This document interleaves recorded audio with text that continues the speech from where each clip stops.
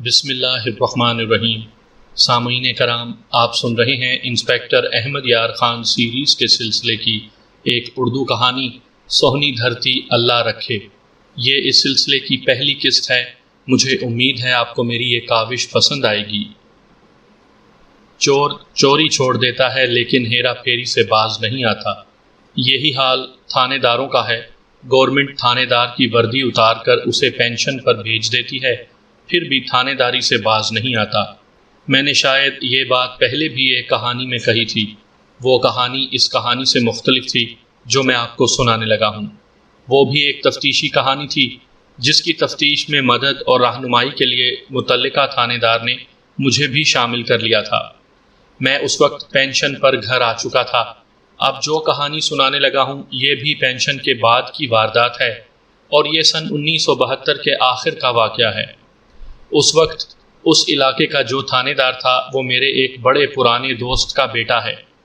میں اس جگہ کا نام نہیں لکھوں گا اور میں ان لوگوں کے نام بھی بدل کر لکھوں گا جن کا اس کہانی میں ذکر آتا ہے۔ اس جگہ میرے بڑے قریبی رشتہ دار رہتے ہیں۔ میں ان کے ہاں گیا ہوا تھا۔ میرے دوست کے تھانے دار بیٹے کو پتہ چلا تو وہ دوڑ آیا۔ دوران گفتگو اس نے ایک واردات کا ذکر کیا۔ وہ واردات کوئی ایسی سنگین اور اہم نہیں تھی کہ وہ خاص طور پر ذکر کرتا۔ آپ جانتے ہیں کہ پاکستان میں دن دہاڑے پوری بس ہائی وے پر لوٹ لی جاتی ہے تو اسے بھی سنگین اور اہم واردات نہیں سمجھا جاتا، اور قتل کی واردات کے ساتھ بھی ایسا ہی سلوک ہوتا ہے جیسے یہ کوئی معمولی سی واردات ہو۔ سب انسپیکٹر امتیاز نے اس واردات کا ذکر اپنے ملک کے چال چلن کے سلسلے میں کیا۔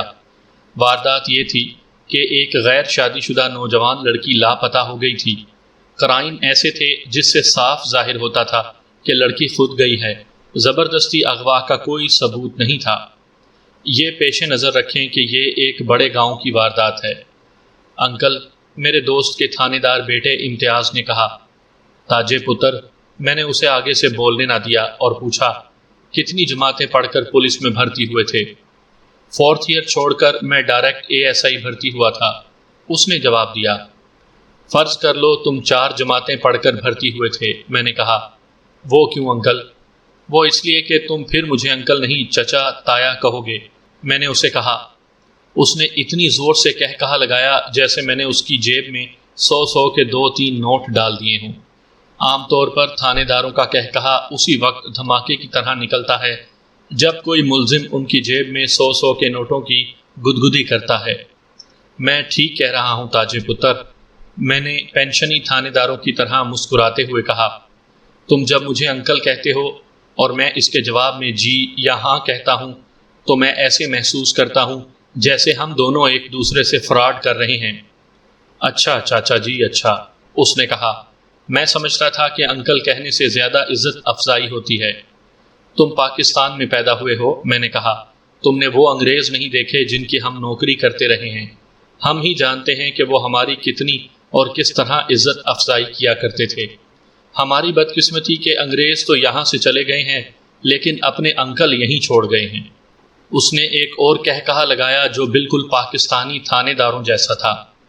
میں یہ کہنے لگا تھا چاچا جی، اس نے کہا، کہ تعلیم کی روشنی تو دیہات میں نہیں آئی، البتہ شہروں کی روشنی یہاں تک پہنچ گئی ہے۔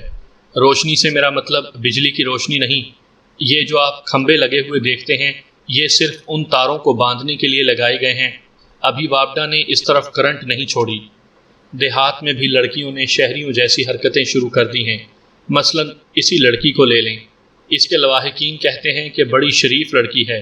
انہوں نے لکھوایا بھی یہی ہے کہ اسے زبردستی اٹھایا گیا، لیکن وہ خود کسی کے پیچھے گئی ہے۔ اس لڑکی کی گمشدگی کی بات تو ویسے ہی مثال کے طور پر یعنی اتفاقاً ہوئی تھی، لیکن مجھے معلوم نہ تھا کہ یہ واردات آگے چل کر ایک جذباتی اور سنسنی خیز ڈرامہ بن جائے گی، اور اس کی تفتیش میں مجھے بھی ذاتی دلچسپی کے خاطر منہ مارنا پڑے گا۔ یہ اس طرح ہوا کہ امتیاز جانے لگا تو اس نے مجھے کہا کہ میں کل صبح اس کے تھانے میں آؤں۔ میں اگلی صبح اس کے تھانے میں چلا گیا۔ کچھ دیر بعد گمشدہ لڑکی کا ایک بھائی اور 2 اور پرانی عمر کے آدمی آ گئے۔ میری موجودگی میں ہی انہوں نے امتیاز سے پوچھنا شروع کر دیا کہ لڑکی کا کوئی سراغ ملا ہے یا نہیں۔ چاچا جی، امتیاز نے انہیں کوئی جواب دینے کے بجائے میرے ساتھ بات کی۔ میں نے جس لڑکی کی گمشدگی کا قصہ آپ کو سنایا تھا وہ لڑکی ان کی تھی۔ انہوں نے 2 آدمیوں پر شک لکھوایا ہے۔ ایک وہ آدمی ہے جس کے ماں باپ اس لڑکی کا رشتہ مانگتے تھے لیکن انہوں نے انکار کر دیا تھا۔ یہ بتاتے ہیں کہ اس انکار پر ان لوگوں کے ساتھ زبانی کلامی لڑائی ہوئی تھی۔ پھر لڑکے والوں کی طرف سے دھمکی ملی تھی کہ باہر سے کسی بارات کو گاؤں میں داخل نہیں ہونے دیں گے۔ پھر انہوں نے یہ دھمکی بھی دی کہ لڑکی ڈولی میں بیٹھنے سے پہلے ہی غائب کر دی جائے گی۔ میں دیکھ رہا تھا کہ امتیاز لڑکی والوں کی طرف کوئی توجہ نہیں دے رہا تھا اور اس کے چہرے پر لکھا ہوا تھا کہ یہ تھانے دار ٹالنے کے موڈ میں ہے۔ یہ تو آپ جانتے ہیں کہ جمہوریت میں پولیس ٹالنے کے موڈ میں ہی رہتی ہے۔ اگر پولیس کسی ملزم یا مدعی کا کام کر دے تو وہ تھانے سے باہر آ کر یہ ضرور کہتے ہیں کہ چلو 4 پیسے تو لگ گئے مگر کام تو ہو گیا۔ میں سن 1972 کے اس وقت کی بات سنا رہا ہوں جب ہمارے ملک میں بڑی لمبی مدت کے بعد جمہوریت آئی تھی۔ پہلے ایوب خان کا مارشل لا لگا رہا، اس سے جان چھوٹی تو یحییٰ خان وہی مارشل لا لے کر بیٹھ گیا۔ پھر بھٹو صاحب نے اسے عوامی مارشل لا بنا دیا اور اس میں سے روٹی کپڑا اور مکان لے کر جمہوریت نکل آئی۔ روٹی کپڑا اور مکان معلوم نہیں کہاں رہ گیا۔ عوام کے حصے میں صرف جمہوریت آئی جسے عوامی جمہوریت کہا گیا۔ امتیاز نے گمشدہ لڑکی کے لواحقین کے سامنے مجھے تفتیش کی جو تفصیل سنائی وہ کچھ اس طرح تھی کہ جن لڑکے والوں کو اس رشتے سے انکار کیا گیا تھا ان کے آدمیوں کو، جن کی تعداد 4 تھی، تھانے بلایا گیا۔ ان سے الگ الگ پوچھ گچھ کی گئی۔ ان میں سے کسی نے کہا کہ انہوں نے کوئی دھمکی نہیں دی تھی اور کسی نے تسلیم کر لیا کہ دھمکی دی تھی اور یہ اپنی ناک رکھنے کے لیے دی گئی تھی۔ امتیاز لڑکی کا مکان دیکھ چکا تھا۔ اس نے وہ جگہ بھی دیکھی تھی جہاں لڑکی گمشدگی کی رات سوئی تھی۔ لڑکی گھر میں جو زنانہ چپل استعمال کرتی تھی وہ چارپائی کے پاس پڑی تھی۔ اس سے تو یہی ظاہر ہوتا تھا کہ لڑکی خود نہیں گئی۔ وہ خود جاتی تو ننگے پاؤں نہ جاتی، لیکن امتیاز نے بڑے اچھے ڈھنگ سے معلوم کر لیا کہ لڑکی کی اچھی جوتیاں، سینڈل وغیرہ کتنی ہیں اور کیا ان میں سے کوئی جوڑا غائب تو نہیں۔ لڑکی کی ماں نے امتیاز کی باتوں میں آ کر بڑی سادگی سے بتایا کہ سینڈل کا ایک اچھا جوڑا کم ہے یا غائب ہے۔ لڑکی انہی کپڑوں میں گئی تھی جو اس نے پہن رکھے تھے۔ امتیاز کے ایک سوال کا جواب دیتے ہوئے لڑکی کی ماں نے بتایا کہ لڑکی نے اسی شام کپڑے بدلے تھے۔ اس سے یہ شک پختہ ہو گیا کہ لڑکی رات کو کسی کے ساتھ گھر سے جانے کا ارادہ کیے ہوئے تھی، اس لیے اس نے اچھے کپڑے پہن لیے تھے۔ امتیاز نے صحن کی دیوار کو اندر اور باہر سے اچھی طرح دیکھا تھا۔ دیوار پر کہیں بھی کوئی ایسا نشان نہیں تھا جس سے یہ سراغ ملتا کہ اغوا کرنے والے دیوار پھاند کر اندر آئے ہوں گے۔ یہ پکا مکان تھا۔ پکے سے مراد اینٹوں کا بڑا اچھا مکان تھا۔ امتیاز نے لڑکی کے لواحقین کو بتا دیا تھا کہ لڑکی خود گئی ہے۔ اس نے لڑکی والوں سے یہ بھی کہا تھا کہ وہ خود بھی لڑکی کو ڈھونڈتے رہیں اور جہاں کہیں انہیں شک ہو وہ تھانے میں آ کر بتائیں۔ امتیاز نے ان 4 آدمیوں کو جن کے خلاف شک لکھوایا گیا تھا صرف اس لیے بلایا تھا کہ کیس کی فائل کا پیٹ بھرنا تھا۔ امتیاز نے ان 4 کو مشتبہ قرار دے کر بہت ڈرایا تھا۔ ان پر تشدد نہیں کیا تھا لیکن ان کی بے عزتی بہت کی تھی۔ انہیں پوری 1 رات تھانے میں رکھا، حالانکہ امتیاز کا اپنا فیصلہ تھا کہ یہ بے گناہ ہیں۔ امتیاز کو معلوم تھا کہ ان سے لڑکی نہیں نکلے گی لیکن کچھ تو نکلے گا۔ ان سے وہ امتیاز نے نکلوا لیا اور صبح انہیں بے گناہ قرار دے کر گھر بھیج دیا۔ گمشدہ لڑکی والوں نے ایک اور شک بھی لکھوایا تھا۔ یہ 17-18 سال عمر کا ایک نوجوان لڑکا تھا۔ لڑکی والوں کو شک یہ تھا کہ اس لڑکے نے لڑکی کے ساتھ در پردہ مراسم قائم کر رکھے ہیں۔ کوئی گواہ؟ امتیاز نے ان سے پوچھا تھا۔ کوئی شہادت؟ نہیں جناب، امتیاز کو جواب ملا تھا۔ صاف الفاظ میں گواہی دینے کے لیے کوئی بھی تیار نہیں۔ یہ ہمارا اپنا شک ہے۔ 2-3 دفعہ شک ہوا تھا کہ لڑکی اس لڑکے سے مل کر آئی ہے۔ یہ تو بڑی کچی بات ہے، امتیاز نے کہا تھا۔ پکی بات یہ ہے جناب، امتیاز کو جواب ملا تھا، کہ لڑکے کا چال چلن ٹھیک نہیں۔ اپنے بڑے بھائی کی بیوی کے ساتھ اس کے ناجائز مراسم ہیں۔ کیا اس کا بڑا بھائی مر گیا ہے؟ نہیں جناب، امتیاز کو بتایا گیا۔ مرنے کی اطلاع تو نہیں آئی لیکن پتہ یہی چلتا ہے کہ وہ مارا گیا ہے۔ کہاں مارا گیا ہے؟ امتیاز نے غصے سے کہا۔ تم لوگ میرے ساتھ اس طرح باتیں کر رہے ہو جیسے چنڈال چوکڑی میں بیٹھے ہوئے ہو۔ جو بات منہ سے نکالتے ہو وہ مکمل سناؤ۔ کیا اس لڑکے کا بھائی قتل ہو گیا تھا؟ کیسے مارا گیا تھا؟ وہ فوج میں حوالدار تھا، گمشدہ لڑکی کے بھائی نے جواب دیا۔ اس کی ریجمنٹ مشرقی پاکستان میں تھی۔ ہمارے گاؤں کے 10-11 فوجی جنگی قیدی ہو گئے ہیں۔ ان سب کے گھروں میں سرکاری اطلاعات آ گئی تھیں کہ وہ ہندوستان میں جنگی قیدی ہیں، لیکن اس حوالدار کی کوئی اطلاع نہیں آئی۔ 8 مہینے گزر گئے ہیں۔ اس کا باپ اور سسر اس کی ریجمنٹ کے سینٹر میں 2-3 بار گئے تھے۔ وہاں سے بھی انہیں اس حوالدار کی کوئی پکی اطلاع نہیں ملی کہ قیدی ہو گیا ہے یا مارا گیا ہے۔ اس کی بیوی جوان ہے اور بڑی خوبصورت ہے۔ اس کے 2 بچے ہیں، ایک 2-3 سال کا ہے اور دوسرا شاید 1 سال کا ہوگا۔ حوالدار مشرقی پاکستان چلا گیا تو 1 یا 1.5 مہینے بعد یہ بچہ پیدا ہوا تھا۔ امتیاز نے اسے یہ کہہ کر روک دیا کہ وہ بات مختصر کرے۔ اسے مختصر بات یہ سنائی گئی کہ کوئی کہتا ہے کہ حوالدار زندہ ہے اور کوئی کہتا ہے کہ مارا گیا۔ ادھر گھر کے یہ حالات سنائے گئے کہ حوالدار کی بیوی چال چلن کے لحاظ سے خراب ہو گئی ہے اور اس نے اپنے خامن کے چھوٹے بھائی کے ساتھ بھی قابل اعتراض تعلقات قائم کیے ہوئے ہیں۔ میں جناب کو یہ بتانا چاہتا ہوں کہ حوالدار کا چھوٹا بھائی بدماش ہے، گمشدہ لڑکی کے بھائی نے کہا، اور اس نے ہماری لڑکی کو بھی ورغلا لیا ہوگا۔ سب انسپکٹر امتیاز نے حوالدار کے چھوٹے بھائی کو بھی تھانے بلا لیا اور اس سے پوچھ گچھ کی تھی۔ امتیاز نے مجھے سنایا کہ اس لڑکے کے ساتھ اس کی کیا باتیں ہوئی تھیں۔ اس لڑکی کے ساتھ میرا کوئی تعلق نہیں تھا۔ اس لڑکے نے، جس کا نام ناصر فرض کر لیں، کہا تھا، کیا کوئی ایسا بے غیرت ہو سکتا ہے کہ اس کا بھائی اپنے ملک کے محاذ پر گیا ہوا ہو یا وہ شہید ہو جائے تو اس کا چھوٹا بھائی اس کی بیوی کے ساتھ بدکاروں والی دوستی لگا لے؟ یہ کہہ کر ناصر رو پڑا۔ پھر اس نے کہا، لوگوں نے میرے بھائی کی بیوی کو بدنام کر دیا ہے۔ وہ تو ہر جمعرات کی شام ولی شاہ کی خانقاہ پر نیا دیا رکھتی ہے اور دعا کرتی ہے کہ خامن زندہ واپس آ جائے۔ اگر کسی بیوی یا بیوہ کا چال چلن خراب ہو گیا تھا تو سب انسپکٹر امتیاز کو اس میں ذرا سی بھی دلچسپی نہیں تھی۔ سچ بات یہ ہے کہ اسے لاپتہ ہو جانے والی لڑکی کے ساتھ کوئی دلچسپی نہیں تھی۔ اصل بات یہ ہے کہ پاکستان کی پولیس میں ہمارے وقتوں والی تفتیش اور سراغ رسانی ختم ہو چکی تھی۔ میں یہ دعویٰ تو نہیں کرتا کہ ہم آج کے تھانے داروں سے زیادہ لائق ہوا کرتے تھے۔ اس وقت لیاقت یہ تھی کہ انگریزوں کی حکومت تھی اور انگریز اپنے قانون کو توڑنے والے کو ڈھیلی رسی نہیں دیا کرتے تھے۔ وہ اپنی رعایا کے جان و مال کی حفاظت کو اپنا فرض سمجھتے تھے۔ انہوں نے پولیس کا محکمہ اپنی حفاظت کے لیے نہیں بنایا تھا۔ امتیاز نے ناصر کو تفتیش سے خارج کر دیا۔ اگر ناصر بھی گاؤں سے لاپتہ ہوتا تو کہا جا سکتا تھا کہ وہ گمشدہ لڑکی کو اپنے ساتھ لے گیا ہے۔ مخبروں نے امتیاز کو لڑکی کے متعلق یہ رپورٹ دی تھی کہ وہ ایسی ویسی نہیں تھی۔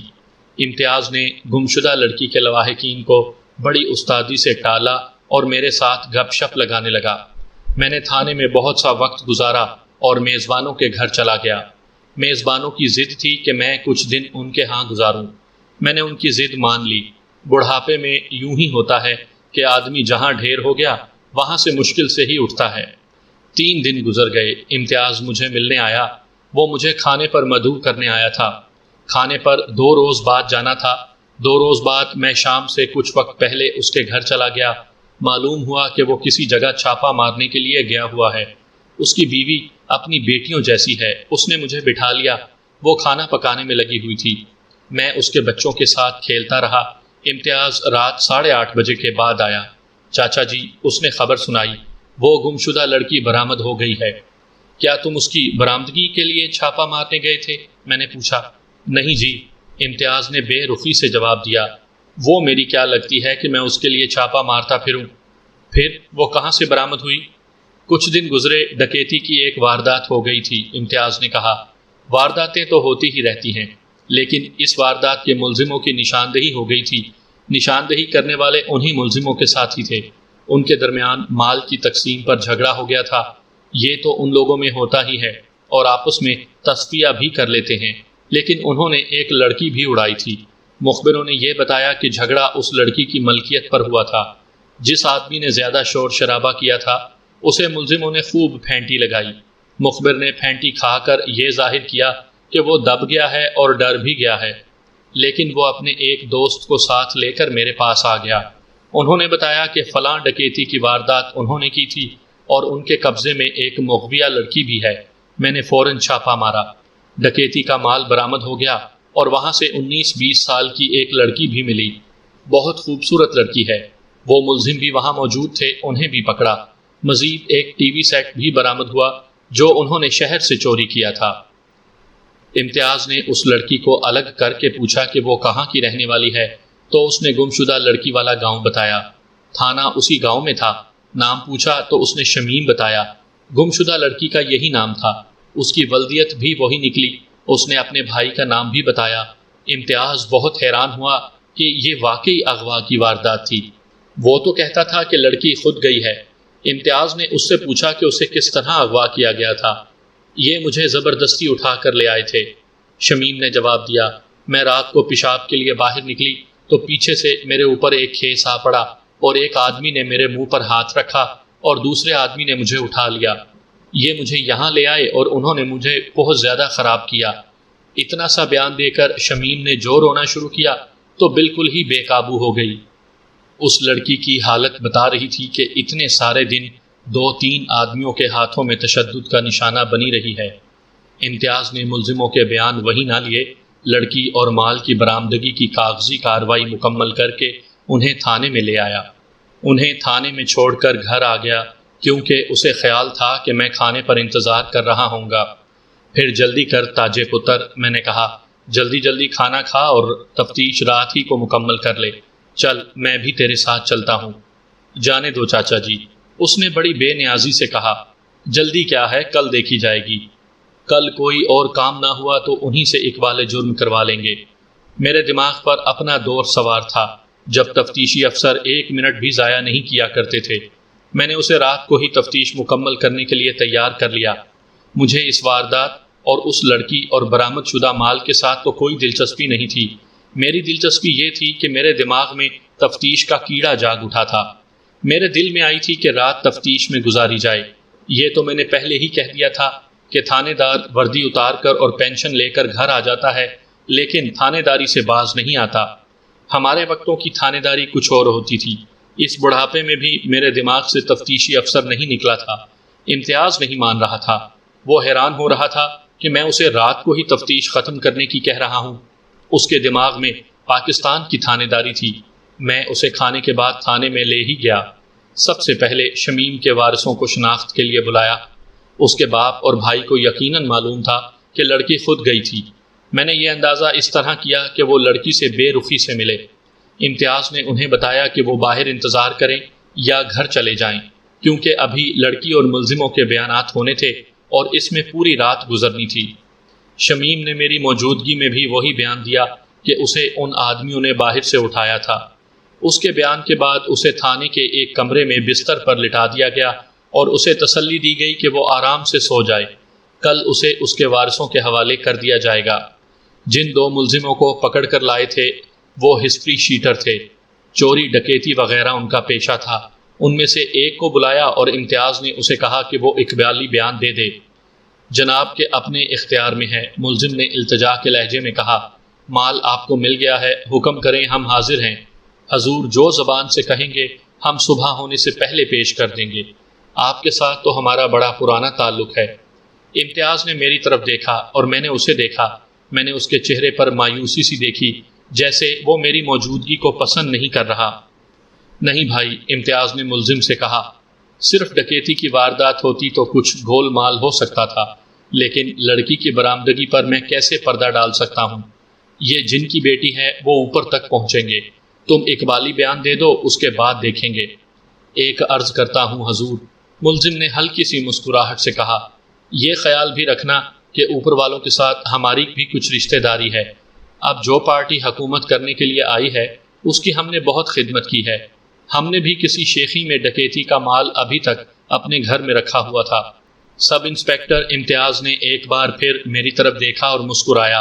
وقت وقت کی بات ہے تاجے، میں نے آ بھر کر کہا۔ میں ملزم کی موجودگی میں امتیاز کے ساتھ کوئی فالتو بات کرنا اچھا نہیں سمجھتا تھا۔ امتیاز نے میرے سامنے اپنی عزت رکھنے کے لیے ملزم کو 3-4 گالیاں دی اور اسے بیان دینے کو کہا۔ ملزم نے بیان دے دیا۔ یہ قتل کا اقبالی بیان نہیں تھا کہ لمبا چوڑا ہوتا۔ قاتل اقبالی بیان دیتا ہے تو اس میں قتل کی وجہ بیان کرتا ہے۔ یہ وجہ عموماً ایک کہانی ہوتی ہے۔ وجہ بیان کر کے وہ تفصیل سے بتاتا ہے کہ اس نے قتل کا موقع کس طرح پیدا کیا تھا، پھر قتل کس طرح کیا تھا اور لاش کو کس طرح ٹھکانے لگایا تھا۔ چوری، ڈکیتی اور راہزنی کی وجہ نہیں ہوتی، ملزم چوری کرنا چاہتے ہیں کیونکہ یہ ان کا پیشہ ہوتا ہے۔ اس ملزم نے مختصر سا بیان دیا کہ ان دونوں نے ڈکیتی کی واردات کس طرح کی۔ امتیاز اسے کہتا رہا کہ اس کے ساتھ کوئی اور بھی ہوگا، لیکن ملزم یہی کہتا رہا کہ اس کے ساتھ یہی آدمی تھا۔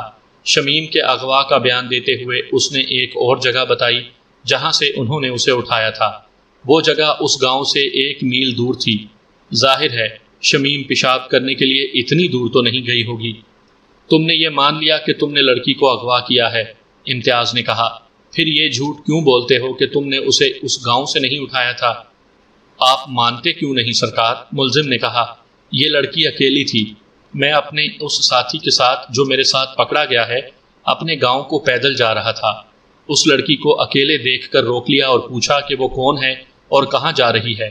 اس نے اس گاؤں کا نام لیا، پھر اس نے فلاں گاؤں کا نام لے کر کہا کہ وہاں کے 2 آدمیوں نے اسے اغوا کیا تھا اور وہ بھاگ آئی ہے۔ میرے ساتھی نے اسے کہا کہ چلو پہلے ہم تمہیں تھانے لے چلتے ہیں۔ یہ کہنے لگی کہ نہیں، میں اکیلی چلی جاؤں گی۔ اس سے ہمیں شک ہوا کہ معاملہ کچھ اور ہے۔ اگر اسے واقعی اغوا کیا گیا ہوتا تو اس کے ساتھ سلوک بھی بہت برا کیا گیا ہوتا، لیکن اس کی حالت ایسی بری نہیں تھی۔ ہم دونوں نے اسے پکڑ لیا، یہ تڑپتی تھی اور ہمارے ہاتھوں کو دانتوں سے کاٹنے کی کوشش کرتی تھی۔ میں نے اسے اٹھا کر کندھے پر ڈال لیا اور اپنے گھر لے گئے۔ اس ملزم نے یہ بھی تسلیم کر لیا کہ وہ اور اس کا ساتھی لڑکی کو خراب کرتے رہے ہیں۔ اس ملزم کو حوالات میں بند کر کے دوسرے کو بلایا۔ اس نے بھی اقبالی بیان دے دیا۔ شمیم کے اغوا کی کہانی جو اس نے سنائی وہ وہی تھی جو اس کا ساتھی سنا گیا تھا۔ میں نے اس ملزم پر جرح کی، اس نے جو جوابات دیے وہ صحیح معلوم ہوتے تھے۔ یہ ملزم اپنے ساتھی سے زیادہ عقل مند تھا۔ اسے ہتھکڑی لگا کر برآمدے میں بٹھا دیا گیا اور شمیم کو بلا لیا گیا۔ شمیم کے آنے سے پہلے میں نے امتیاز سے کہا کہ وہ مجھے پوچھ گچھ کرنے دے۔ دفع کرو چاچا جی، امتیاز نے کہا۔ لڑکی برآمد ہو گئی ہے، ڈکیتی کے ملزم پکڑے گئے ہیں، میں مقدمہ تیار کر کے چالان عدالت میں پیش کر دوں گا۔ آپ اپنے وقتوں کی باتیں کرتے ہیں، اگر ہم ایک ایک واردات پر اس طرح مغز کھپائی کرنے لگیں تو 1 مہینے میں ہی پاگل ہو جائیں گے۔ میں آپ کو دکھا دوں گا کہ کتنے کیس زیر تفتیش ہیں اور کتنے کیس عدالتوں میں ہیں جہاں اتنی سی کارروائی ہوتی ہے کہ ہر پیشی پر اگلی تاریخ ڈل جاتی ہے۔ میں دیکھ رہا ہوں تاج پتر، میں نے کہا، ملک میں صرف چوری، ڈکیتی اور جیب تراشی ہی نہیں، بے شمار دوسری وارداتیں ہوتی ہیں جو معزز حضرات کے جرائم ہیں۔ رشوت، ملاوٹ، جال سازی، کاغذات میں گڑبڑ کر کے دوسروں کی زمینوں اور پلاٹوں پر قبضہ کر لینا۔ ہماری سیاست مجرموں کو پال رہی ہے، امتیاز نے کہا۔ 15-20 روز گزرے، راہزنی کے 2 ملزموں کا چالان عدالت میں بھیجا تھا تو تیسرے دن چالان واپس لینا پڑا کیونکہ ملزم حکمران پارٹی کے آدمی تھے۔ آگے آگے دیکھو ہوتا ہے کیا، میں نے کہا۔ وہ وقت بھی آ جائے گا کہ ان لوگوں کو گرفتار کیا جایا کرے گا جنہیں 1 سال میں کوئی جرم نہ کیا ہو۔ آج آپ دیکھ لیں، شریف لوگ لٹ رہے ہیں، دن کی روشنی میں ڈاکے پڑتے ہیں اور کوئی پرسان حال نہیں۔ کسی دفتر میں شریف لوگوں کو کام پڑ جائے تو وہاں وہ لٹ جاتے ہیں۔ بازار میں سودا وغیرہ لینے جاتے ہیں تو شریف لوگ دکانداروں کے ہاتھوں لٹتے ہیں۔ سکول میں بچوں کو داخل کروا دو تو وہاں لوٹ مار ہوتی ہے۔ یہ شرافت کی سزا ہے۔ شریف لوگ شرافت کی سزا بھگت رہے ہیں۔ تمام تھانے دار مجبور ہیں، میں پولیس کی مجبوری کو سمجھتا ہوں۔ یہ تو لمبی باتیں ہیں، یہ رونا پرانا ہو گیا ہے۔ آئیے میں آپ کو شمیم کی کہانی سناتا ہوں۔ بڑی ہی خوبصورت لڑکی تھی شمیم بیٹی، میں نے اس سے پوچھا، تم گاؤں سے اتنی دور کیوں گئی تھیں؟ کتنی دور جی؟ اس نے پوچھا۔ میں نے دوسرے گاؤں کا نام لیا اور کہا کہ تم اس گاؤں کے قریب تھیں جہاں تمہیں یہ 2 آدمی ملے تھے۔ نہیں جی، اس نے کہا، میں اپنے گاؤں میں تھی اور میں پیشاب کرنے نکلی تھی۔ کیا تم روزانہ رات کو اس مقصد کے لیے باہر نکلا کرتی ہو؟ ہاں جی، اس نے کہا اور ذرا سوچ کر بولی، دوسرے تیسرے دن میں نے اس کے پاؤں دیکھے، اس نے بڑی اچھی قسم کے سینڈل پہنے ہوئے تھے۔ امتیاز نے مجھے بتایا تھا کہ اس لڑکی کی گھر میں پہننے والی چپل اس کی چارپائی کے ساتھ پڑی تھی۔ کیا تم گھر میں یہ سینڈل پہنا کرتی ہو؟ میں نے شمیم سے پوچھا۔ اس کے چہرے پر ذرا سی تبدیلی آئی۔ کبھی کبھی گھر میں بھی یہی پہنتی ہوں، اس نے جواب دیا۔ اور اغوا کی رات تمہاری چارپائی کے ساتھ ایک چپل پڑی ہوئی تھی۔ میں نے کہا، اس کے بجائے تم نے اندر جا کر یہ سینڈل پہنی اور اس کا سٹریپ بھی باندھا۔ کیا تم رات کو چند منٹوں کے لیے باہر نکلتی ہو تو بھی یہ خاص سینڈل پہن کر نکلتی ہو؟ اس کا چہرہ بتا رہا تھا کہ وہ اس سوال کی توقع نہیں رکھتی تھی۔ وہ میرے منہ کو دیکھنے لگی۔ شمیم بیٹی، میں نے اس کے سر پر ہاتھ رکھ کر کہا، تم بڑی اچھی بچی ہو، اصل بات بتا دو۔ اس کی آنکھیں بڑی بڑی تھیں اور ان آنکھوں کی سیاہی میں طلسماتی سا تاثر تھا۔ یہ آنکھیں گھبراہٹ سے اور زیادہ بڑی ہو گئیں۔ میں اس کے جواب کے انتظار میں اس کی آنکھوں کو دیکھتا رہا۔ دیکھتے دیکھتے اس کی آنکھوں سے آنسو بہنے لگے اور اس نے سر جھکا کر دوپٹے سے آنسو پونچھے اور سر اوپر اٹھایا۔ ان دونوں نے میرے ساتھ وحشیوں والا سلوک کیا ہے، اس نے سسکیاں لیتے ہوئے کہا۔ میں تو زہر کھا کر مر جاؤں گی، میں تو باعزت گھرانے کی کنواری لڑکی تھی، انہیں تو ہم عمر قید دلائیں گے۔ امتیاز نے کہا، تم یہ بتا دو کہ انہوں نے تمہیں کہاں سے اٹھایا تھا؟ گاؤں میں سے، اس نے جواب دیا، اس گاؤں میں سے جو میرا اپنا گاؤں ہے۔ میرا شک قائم تھا، اس کے اغوا کا قصہ کچھ اور تھا۔ یہ بھی تو ہو سکتا تھا کہ یہ لڑکی ان دونوں میں سے کسی ایک کے ساتھ اپنی مرضی سے گئی ہو اور پکڑی گئی تو اس نے یہ بیان دے دیا کہ اسے یہ دونوں زبردستی اٹھا کر لے گئے تھے۔ میرے کہنے پر سب انسپکٹر امتیاز نے شمیم کے بھائی کو بلایا اور شمیم کو اپنے دفتر کے پیچھے بھیج کر اس کے بھائی سے پوچھا، کیا شمیم رات کو پیشاب کرنے کے لیے باہر جایا کرتی تھی؟ میں اپنی بیوی کے ساتھ اسی مکان کے ایک حصے میں رہتا ہوں، اس نے جواب دیا۔ ہم دوسری طرف سوتے ہیں۔ میرا خیال ہے کہ رات کو ایسی حاجت کے لیے گھر کی کوئی عورت باہر نہیں جاتی، گھر میں بیت الخلاء بنا ہوا ہے۔ معلوم ہوا کہ شمیم کی ماں بھی آئی ہوئی ہے۔ اسے بلا کر یہی بات پوچھی تو اس نے پوچھا کہ میں اس سے یہ سوال کیوں پوچھ رہا ہوں؟ سب انسپکٹر امتیاز نے اسے ڈانٹ کر کہا کہ وہ سوال کا جواب دے۔ گھر میں بیت الخلاء ہے، اس نے جواب دیا۔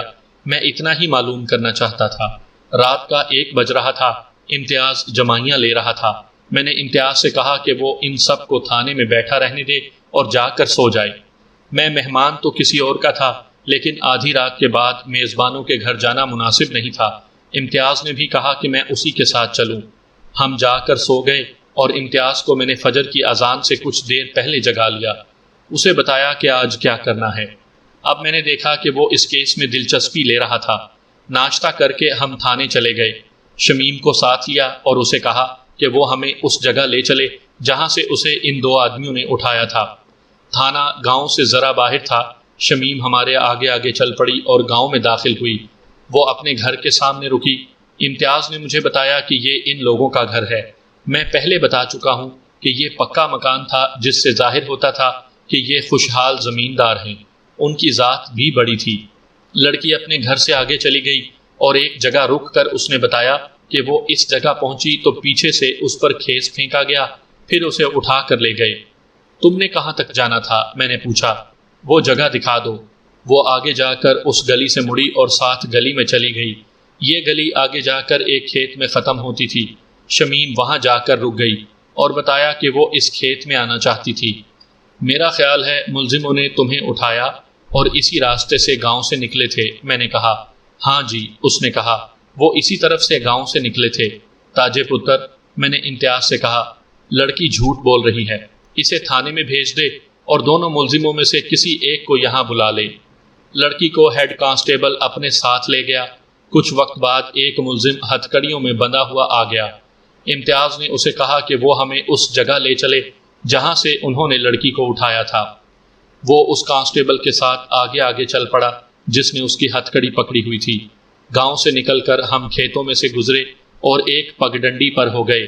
کچھ دور پگڈنڈی پر گئے اور ملزم ایک طرف مڑ گیا۔ چند ایک کھیتوں میں سے گزرے تو آگے بنجر اور ویران علاقہ آ گیا۔ ایک گھاٹی اترے اور تھوڑی دور جا کر اوپر گئے، یہ بھی گھاٹی تھی۔ ملزم نے رک کر ہر طرف دیکھا اور ایک طرف چل پڑا۔ ذرا آگے سے دوسرے گاؤں کے کھیت شروع ہو گئے۔ ملزم ایک جگہ رک گیا اور اس نے کھیت کی طرف اشارہ کیا۔ اس کھیت میں گندم بوئی گئی تھی اور فصل تقریباً 1 فٹ اونچی اٹھی ہوئی تھی۔ ملزم نے جو جگہ دکھائی وہاں گندم کے پودے لیٹے ہوئے تھے۔ تقریباً 4 گز قطر کی گولائی میں فصل ٹوٹی اور لیٹی ہوئی تھی۔ فصل گھنی نہیں تھی، قدموں کی رگڑ کے نشان صاف تھے، کوئی کھرا واضح نہیں تھا۔ یہ پتہ چلتا تھا کہ اس جگہ 2-3 آدمی گتھم گتھا ہوئے ہیں۔